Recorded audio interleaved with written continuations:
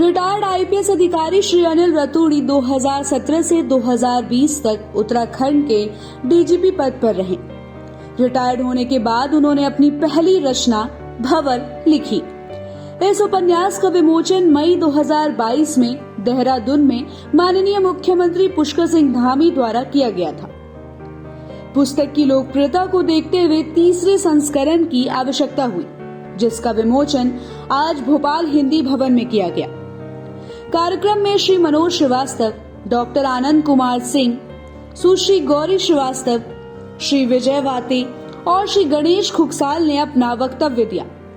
इस विमोचन से मध्य प्रदेश के साहित्य प्रेमी पाठक भी पुस्तक से जुड़ेंगे। इसी के साथ रिटायर्ड आईपीएस अधिकारी श्री अनिल रतूड़ी ने सहारा समय के संवाददाता से बातचीत करते हुए क्या कुछ कहा, आइए आपको सुनवाते हैं। इस समय हमारे साथ हैं उत्तराखंड के पूर्व पुलिस महानिदेशक अनिल रतूड़ी जी, जिनकी कल किताब का विमोचन हुआ है यहाँ पे। सर्वप्रथम आपका स्वागत है सहारा में। धन्यवाद, आपका बहुत बहुत धन्यवाद। ये बताएं कि कल आपकी किताब का विमोचन हुआ है यहाँ और इसकी चर्चा प्रदेश में बड़े लंबे समय से चल रही है। इसका सेकेंड एडिशन था। एक पुलिस अधिकारी होते हुए भी उपन्यास की रचना करना, वो भी एक प्रेम कथा का, तो काफी अड़चनें आई होंगी आपको। पहला तो ये है कि ये दूसरा एडिशन नहीं, ये तीसरा एडिशन है और पहला जो पुस्तक का विमोचन हुआ था वो मई 2022 को देहरादून में माननीय मुख्यमंत्री उत्तराखंड के करकमलों द्वारा हुआ था। तत्पश्चात दूसरी एडिशन जो है वो प्रगति मैदान में फरवरी 2022 इसी वर्ष जो विश्व पुस्तक मेले में हुआ था और पाठकों की जो रुचि है उसको देखते हुए जो प्रकाशक हैं उनको तीसरा संस्करण लाने की आवश्यकता महसूस हुई और तीसरे संस्करण का जो विमोचन है वो कल यहाँ भोपाल में हुआ हिंदी भवन में। जो आपका प्रश्न है कि एक पुलिस अधिकारी होते हुए आपको प्रेम कहानी लिखने में कोई अड़चन आई होगी, इसमें मैं ये कहना चाहूंगा कि जो पुलिस अधिकारी होता है वो भी एक मनुष्य है और क्योंकि वह पुलिस में है इसलिए वो एक स्टीरियोटिपिकल सांचे में डाल दिया जाएगा जिसको कोई, मेरे ख्याल से एक पुलिस अधिकारी के रूप में जिस प्रकार के मानवीय जीवन से ताल्लुक और रास्ता पुलिस का या किसी भी मनुष्य का हो सकता है, उससे ज्यादा अवसर कहीं नहीं मिल सकता।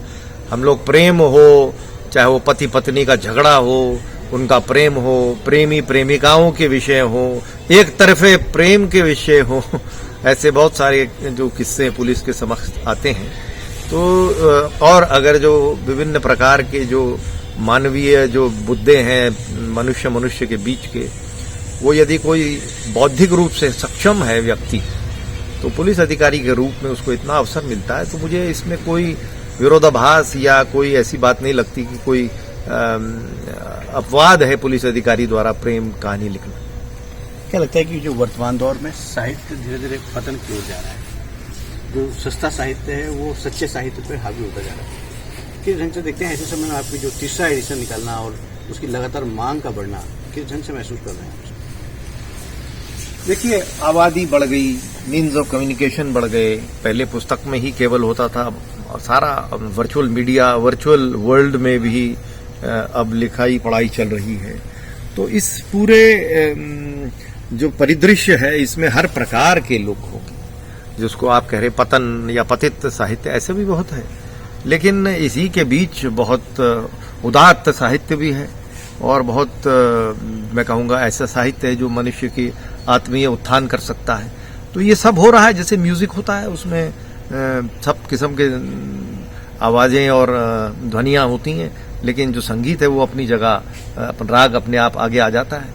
ऐसे ही अच्छा साहित्य भी आ रहा है और बहुत अच्छा साहित्य आ रहा है।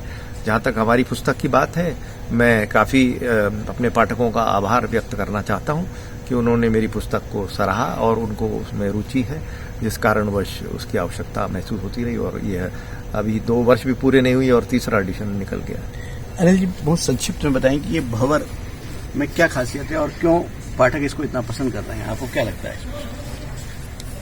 एक तो ये है कि इसकी भाषा बहुत सरल है, तो जो उसमें विचार हैं या जो उसमें संबंध हैं या जो उसमें अन्य गुण हो सकते हैं, मैं नहीं कह रहा हूं कि मैं स्वयं लेखक हूं तो मैं नहीं कह सकता मेरी पुस्तक कितनी गुणी है, लेकिन वो जो भी होंगे, वो उस सबसे महत्वपूर्ण चीज है कि इसमें एक सजीव कहानी है और एक भारत की 1971 से लेकर 2001 तक लगभग 3 दशक का एक दौर है जिसमें बहुत सारे लोग उससे जुड़ सकते हैं, अपने जीवन की चीजों को उसमें महसूस कर सकते हैं।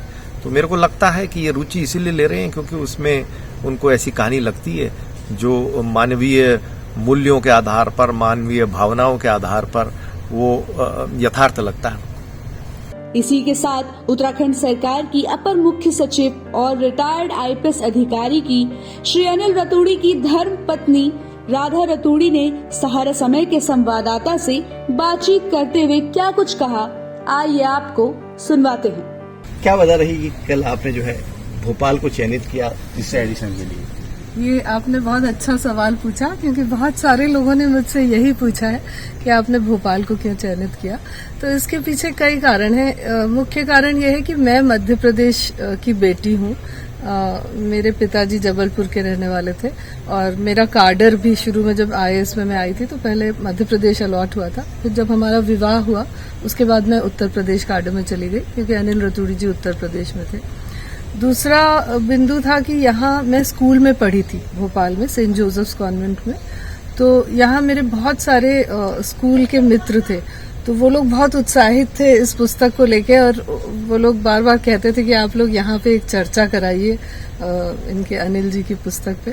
तो उन लोगों की मांग पे भी मुझे लगा कि भोपाल में करें। मेरा परिवार भी है यहाँ पे, बहुत सारे भाई बहन भाभियां हैं, तो वो सब लोग यहाँ थे। तो मुझे लगा कि और सबसे महत्वपूर्ण बिंदु है कि भोपाल एक साहित्यिक नगरी के रूप में उभरा है और यहाँ पे हिंदी साहित्य के बहुत सारे साहित्यकार भी हैं, पाठक भी हैं।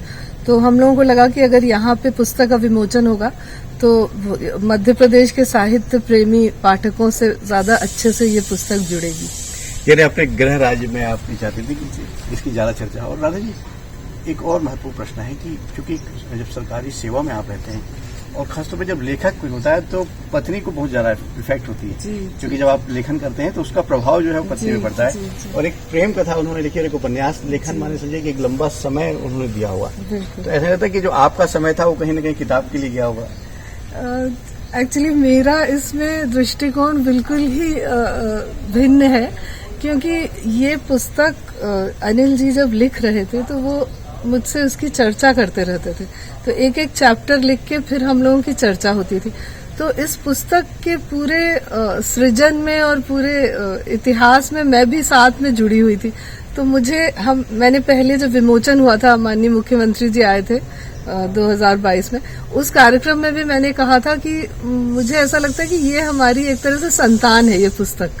तो मुझे बहुत प्रसन्नता होती है जब पाठक इसको पढ़ते हैं और अपनी अच्छी प्रतिक्रिया देते हैं और ज्यादा से ज्यादा लोग इसको पढ़ें, हमारे युवा पढ़ें।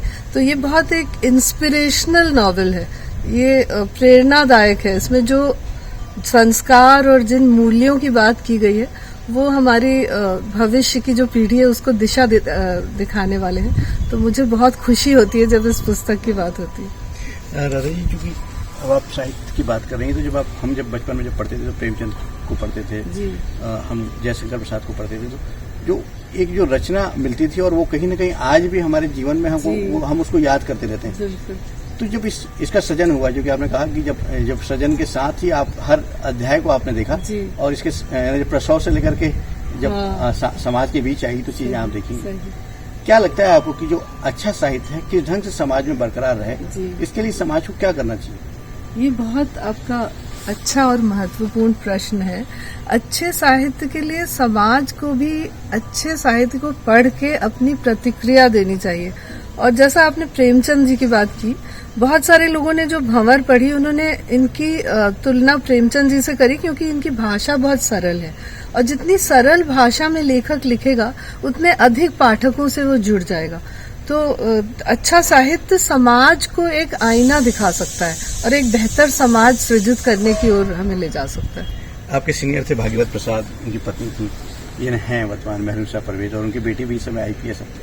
तो वो भी एक ख्यात लेखिका हैं और भोपाल ने ऐसे बहुत सारे उनको दिया, समाज को बहुत सारे ऐसे लेखन जी, दिए। क्या लगता है कि अनिल जी आगे चल करके और जो उनकी आने वाली जो कृतियां हैं तो उनमें किस ढंग से आपकी भूमिका रहेगी? क्या आप भी कोई ऐसी कोई कृति की रचना कर रही हैं?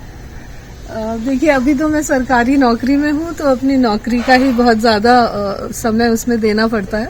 और अनिल जी, मेरी शुभकामना है कि और पुस्तकें लिखें, और जो भी ये लिखेंगे उसमें मैं हमेशा इनके सहभागिता में रहूंगी। ये है राधा रत्न जी, जिनका कहना है कि देश में अच्छे साहित्य की बहुत दरकार है और जो भोपाल है साहित्य प्रेमियों का शहर, और यही वजह है कि वो भोपाल अनिल जी को लेकर के आई किताब के विमोचन के लिए।